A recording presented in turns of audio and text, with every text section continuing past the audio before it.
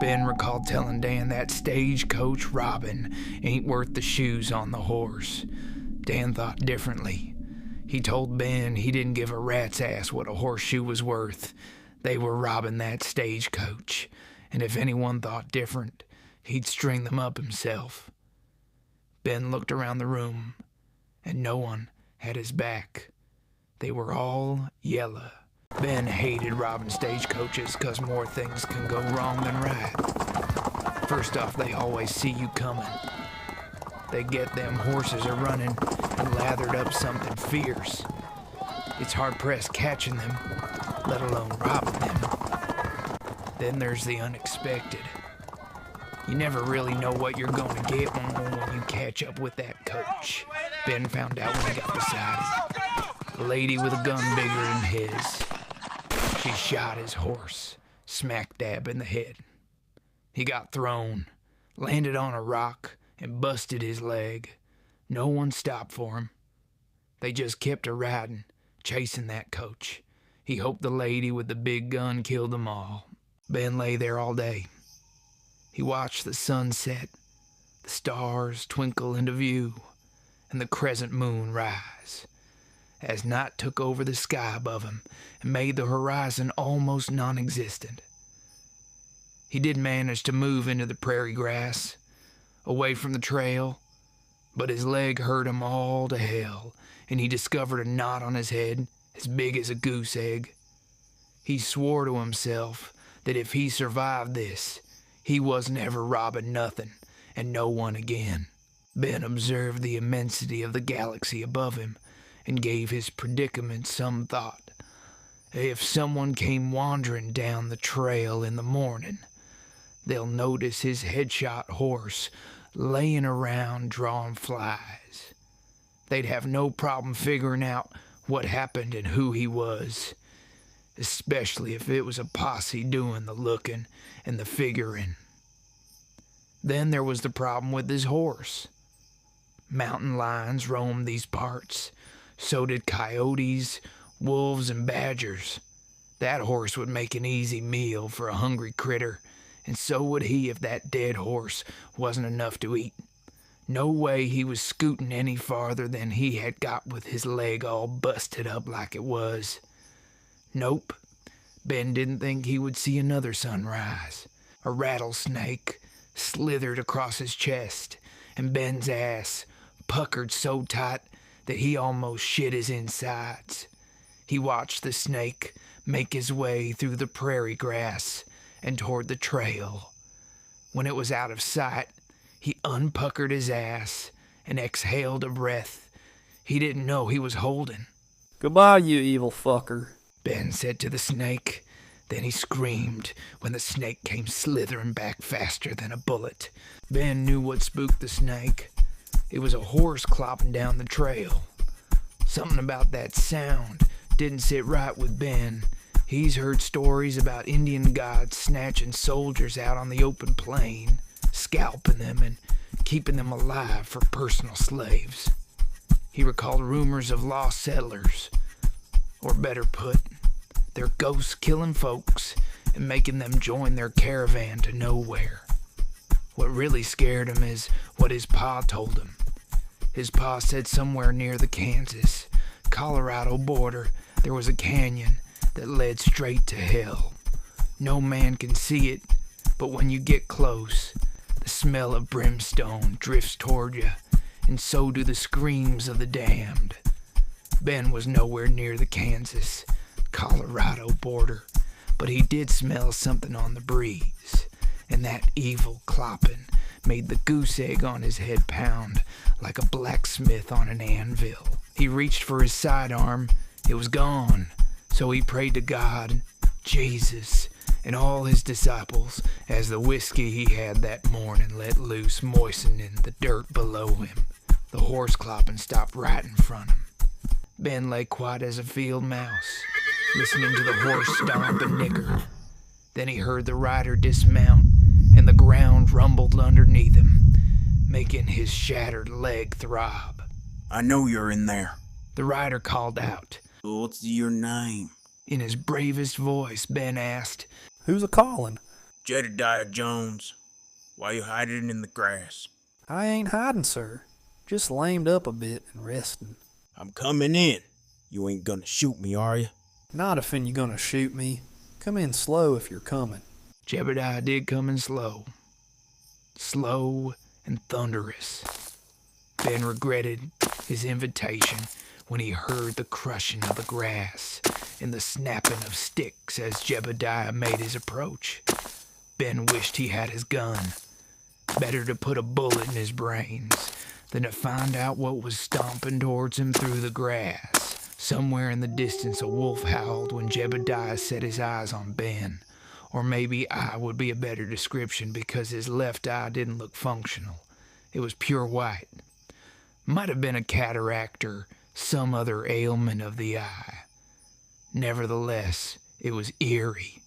So was Jebediah's silhouette against the moon. Ben couldn't make out his features, but the eye was prominent. It glowed. All right, fella, what's your name? Ben raised his shaking hand to his chapped lips and tried to keep them shut. It seemed as though Jebediah had put a hex on him. He was compelled to speak to this man, even though he didn't want to. Ben couldn't resist that white glowing eye, so against his better judgment, he spoke. Ben Sally, why do you want to know? You know, I've been on the trail a long time and I got a long way to go. Gonna sit a spell and rest my horse. I need to know what to call you if you're gonna be my company. That's fine by me. Jebediah stomped down the grass around Ben. After he had enough space to hunker down, he went to the trail to retrieve his horse. The horse wasn't the ungodly beast Ben's imagination made it out to be. It looked like a normal horse, with a normal saddle, with a large burlap bag tied behind the saddle, which had a pair of boots sticking out of the open end. Jebediah, I don't mean to pry, but what are you doing with that body on the end of your horse? That's nothing for you to worry about, Ben. Jebediah took off his duster, made a campfire, and drank from his canteen. Ben watched Jebediah's Adam's apple bounce with every thirst-quenching gulp, wishing he would offer him a drink. He never did, so he licked his dry, blistered lips and asked, Mind if I get a swig of that? I'm mighty thirsty. Ain't gonna do you no good, no how. What do you mean it ain't gonna do me no good? I'm thirstier than a baby on a dry tit. I ain't explaining something you ought to know, but that bump on your head don't look too good. Ben felt the bump on his head. He thought it might be the biggest bump a head had ever had. Then he looked down at his leg. He didn't notice before, but his foot was laying in an unnatural direction. He tried to move it and couldn't. His leg hurt, but nothing like before. Things weren't right. Out here on the open plains, lying here immobile with Jebediah for company. Why ain't you trying to help me? You see, I'm all busted up. You ain't tended to my leg, ain't offering me no water, ain't trying to get me some help. You don't need my company. You just come to watch me die. Mayhap I have. The wolf howled somewhere on the distant plain. Coyotes yipped somewhere closer. Something growled on the trail in the spot Ben thought his horse lay dead with a headshot. He looked at Jebediah, hoping he'd take notice of the threat near their campsite. Jebediah had no concerns. He continued to sip from his canteen, staring at the prairie grass, the trail, and beyond. Something's eating on my horse. It's gonna come in here and eat on us if you don't do something about it. Nothing's coming in here for dinner. Don't you worry about that. Ben listened to the thing on the trail. It was scarier than Jebediah and his ghost-clopping horse, growling, howling, and rooting. When it reached Ben's horse, it let out a blood-curdling howl, and everything on the plains howled. Ben heard the thing chomp his horse, and he pissed his pants for the second time that day. He ain't never heard a sound like that before. It sounded like his horse was being eaten by something huge, something that didn't need to rip and tear chunks of meat for consumption. It sounded like all the creature needed to do was bite, and whatever it bit was gone, in the mouth and down the throat. Gone. Above him, something that resembled a bat blocked out the stars when it flew overhead. The smell it left in its wake was putrid, making Ben dry heave. When the bat thing reached the horizon, its gigantic wings seemed to touch the moon, which hadn't left the position it rose to. The only thing different, it was a half moon now, instead of a crescent. After the bat thing's disappearance, the wind began to blow, bringing with it the sounds of critters of the like he's never heard before. He thought about the thing that ate his horse and shuddered. The prairie grass rustled at his dismay. I don't like your company, Jebediah. You're spooky, bringing all the who knows what out here in no man's land. If I'm gonna die, I don't want you strapping me to your horse and taking me to some god-forsaken place. Why don't you pack up and get the hell out of here? I'm resting my horse. Ain't leaving until he's ready. Got a long way to go. How far are you going? Dodge City? Abilene? Ain't none of your business how far I'm going, Ben, unless you're going with me. Ben lay quiet listening to unfamiliar critters scurrying around their camp. Down deep he knew that the things out there were not from this earth, and given the chance they would come crashing through the grass to rip him apart. He also knew Jebediah wouldn't give them that chance, so he lay busted-legged, ass puckered, and literally scared shitless, wishing they would all go away, Jebediah included. Then he heard a familiar sound, a sound so hauntingly terrifying it made him whimper like a whipped dog. A horse clopping down the trail. Jebediah? Someone's coming down the trail. I hear him. Just as before, the clopping stopped right in front of Ben. The rider had a thunderous dismount, and he called out to the night. Who's in there? Who's a-calling? Sheriff Carson. I'm looking for a stagecoach robber. Would that be you? Ben felt relieved, rescued, and revived. He looked over to Jebediah. He was rolling a cigarette. That'd be me, Sheriff. I got to warn you, there's another feller in here with me. He ain't threatened me none, but he's got a body on the back of his horse. All right, I'm coming in. The sheriff crashed through the prairie grass like a bull in a china shop. When he reached the clearing, he came to an abrupt stop when he saw Jebediah. Sheriff. Jebediah. A stillness settled over the plains. Critters didn't crawl, the wind didn't blow, and the moon, now full, tilted on its axis. Ben watched the two men glare at each other in a silent duel for supremacy, neither of them speaking, communicating only through their blinkless stare.